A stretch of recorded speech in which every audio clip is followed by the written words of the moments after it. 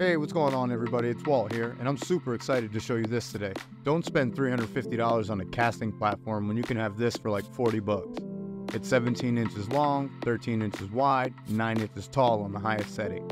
Non-slip rubber feet, it can hold up to 1,000 pounds and it comes in 3 colors, black, silver, and seafoam. Not to mention it's completely aluminum, so it should do okay on the water. Let me show you how to mount this thing. Normally I would use D-ring anchors, but I only have D-ring hangers, so I'm just going to use these. Close all 4 legs so you can judge where to mount the anchors better. Once you found the right spot, take your marker out and mark the screw hole. Take 4 preferably stainless steel self-tapping panhead screws and screw in your brackets on your mark. If you want to support the channel and get one of these all at the same time, just click on the link in the description and I'll get a small portion of the sale, but it doesn't cost you any extra. Thank you very much. You're the best. I'm going to mount mine right here temporarily. I suggest using another D-ring anchor, but I'm just going to use this hatch handle for now.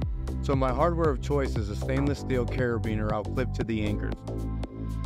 I decided to go with a plastic chain given it won't corrode, I won't need much of it, and it's like $1 a foot. Turns out I only needed 2 links. Clip the links to the carabiner. I'm going to use this leftover shackle for my anchor restoration. Line the holes up with the chain link and screw in the pin. If you want to learn more fishing tips and tricks, or just want to restore your vessel for super cheap, subscribe to the channel. I post every week.